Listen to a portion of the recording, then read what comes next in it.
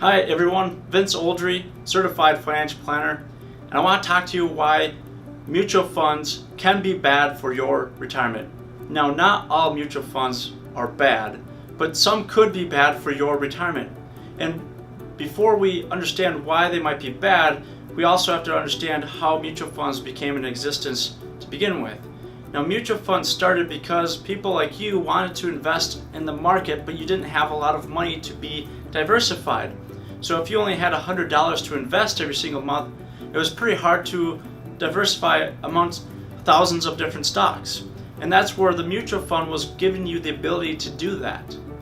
Now that you have accumulated a lot of money and you're going into a distribution phase where you need to take income, that same mutual fund might not be the best thing for you in retirement. Now, some of you might be in a target date retirement fund or something similar, but it's important to understand what the correlation might be amongst all your mutual funds and the target date fund that you might have.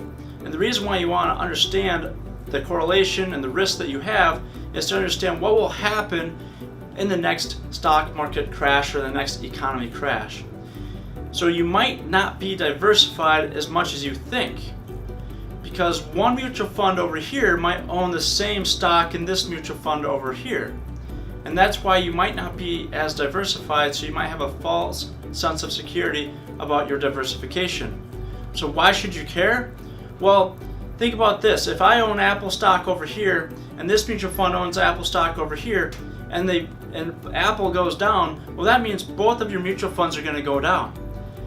So that's why it's important that you look at the correlation with your mutual funds, but also correlate it with your overall retirement plan.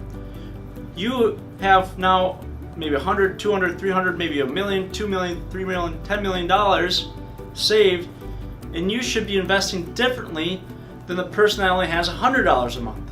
And that's why these mutual funds aren't always best for your overall retirement plan.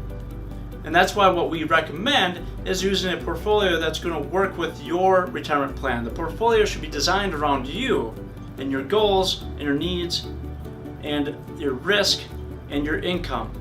That's what it should revolve around. But when you buy a mutual fund, it's just revolved around that company. They're not going to revolve the mutual fund around you. The other thing that we recommend is having a monitoring tool that can help protect or help watch your assets. So that way, if there isn't a market crash, you will be alerted based on how much you've gone down.